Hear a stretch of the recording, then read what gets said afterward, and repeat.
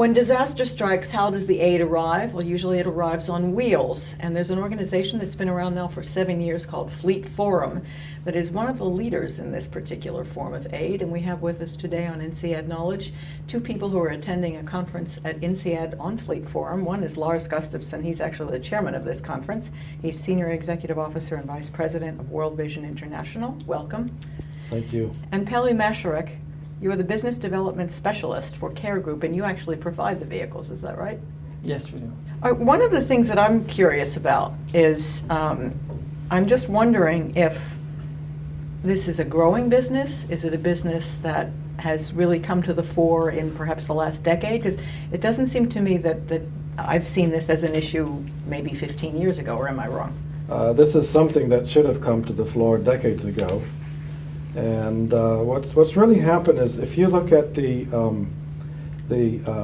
numbers of emergencies over the last, say, 20 years, or let's start at 1982. There were 2 that were recorded in the UN books when this was started.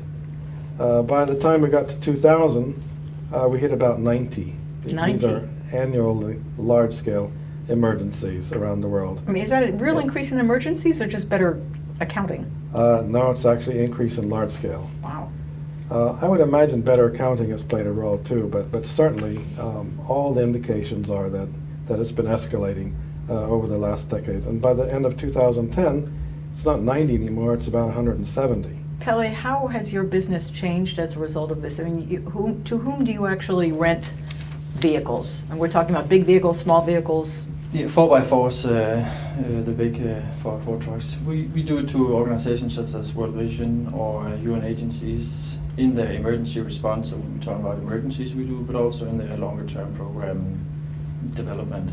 But you have commercial customers as well. We do oil and gas companies, mining companies as well, but we focus our business in the low and middle income countries, Africa and Asia mainly.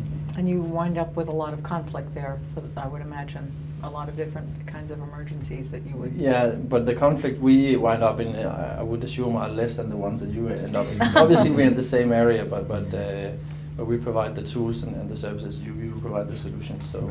And how big a part of your business is the kind of humanitarian aid sector? 5 years ago, I think it was around 70%.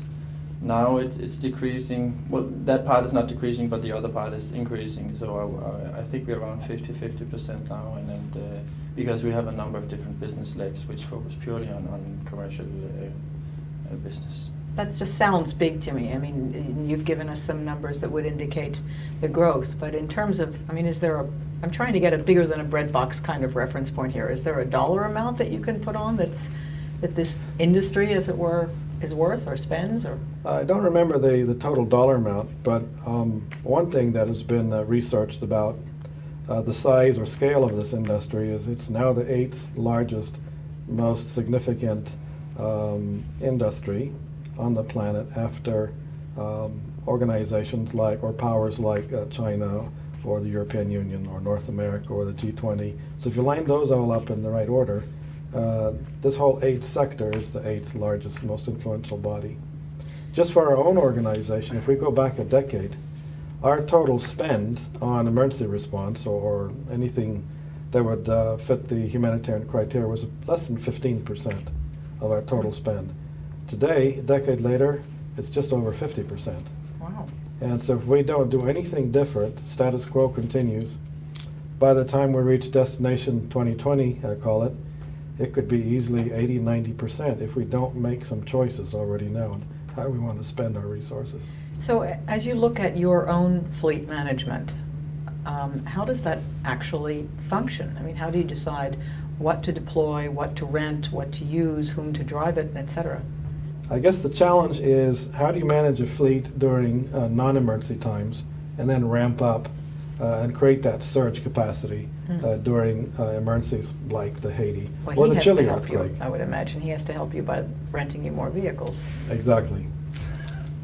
But so how did you just if you can give an example of Haiti or Chile, since that's fresh in everybody's mind. In Haiti specifically, I guess I don't have the exact numbers on what we've done from the fleet management standpoint, but I can give you an example of what the actual effect will look like. We had 850 staff 6 weeks ago, and we've doubled that number. And most of those will require some form of transportation.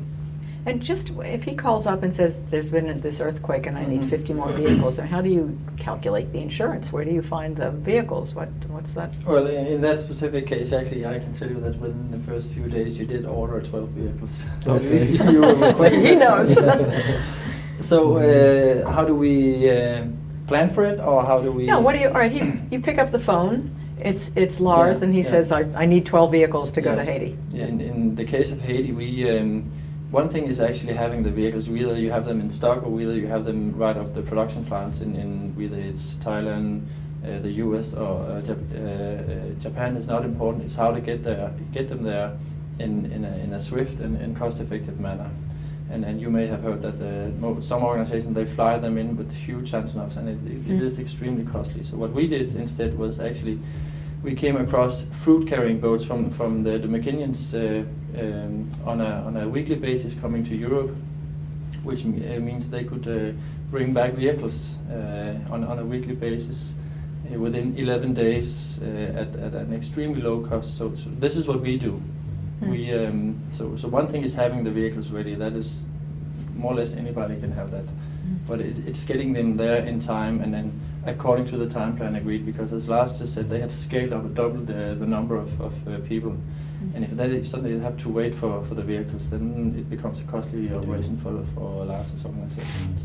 And you were one of the founding organizations of Fleet Forum. That's Can you correct. give me a little bit of the genesis of that? The genesis basically started from here. It was a group of 4 organizations who realized that we've got to do something about fleet management. And And why was that? Just quickly, why was that? because the humanitarian demand had grown so much in the previous 5 years. And so the UN was having a hard time meeting needs. The Red Cross system, the Red Cross movement was having a hard time meeting its needs. The NGO world, World Vision in this case, was having a hard time meeting our needs and managing things effectively. But then the 4th organization, TNT, while they weren't having the same challenges we were, they had a lot of solutions, but they were growing rapidly as well. And So this these is 4 a organizations. commercial company, TNT, package delivery, all of that. That's correct, yes. Sort of surprising to find somebody in the commercial world that's that dedicated. Well, we like the mix because the private sector brings a lot of the backroom functions and the rigor and the professionalism that often the civil society organizations don't have. We do programs, we do projects, we have a lot of grassroots knowledge, but we don't have the backroom functions often. And there's where partnering with the private sector is absolutely fabulous.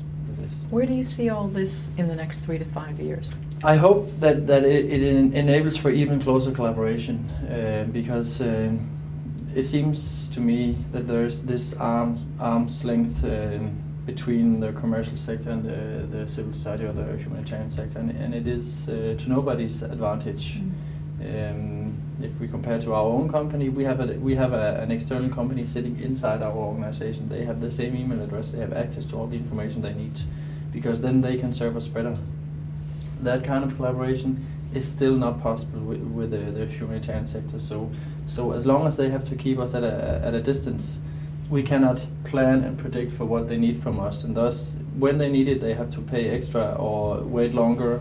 So I hope that it will enable us to take the collaboration even further and even closer. I would ask you the same question. So, I mean, what would it take to bring you closer? I think there are 3 operative words there. We hope that the Fleet Forum can build convergence of all parties. The second word would be to be a convener, to actually bring the parties together, and that's the primary role, I think, of the Fleet Forum. And thirdly, to build collaboration, and so help to connect the dots, bring the right people to the table, and make. Well, ultimately, it's about professionalization of the transport sector. What's keeping you right now from being closer? What I would do is, first of all, one needs to realize that the collaboration and partnerships are designed between organizations, but they are realized through people. So, and people makes the difference, right? And then one needs to identify first: do we have a value fit? then do we have a strategic fit? And once, if you do that, then okay, there's the options for collaboration. Then we need to align the expectations, and then realize what is your agenda, what are ours, and then all agendas and all priorities needs to be equally acknowledged.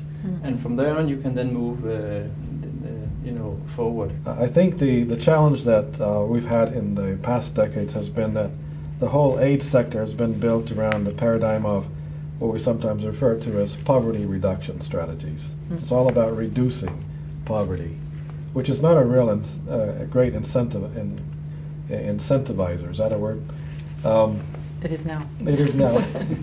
Whereas the private sector is built around a paradigm looking for investment, seeking how they can build prosperity. And those two worlds don't know how to talk to each other historically. And so how we bring those two worlds together, that I think is a baggage that we've had over the last decades. But if we look at the evidence in the most recent years, that gap is narrowing big time. And I think that's the good news. Thank you very much, gentlemen, for being with us on Insead Knowledge. Thank you very much.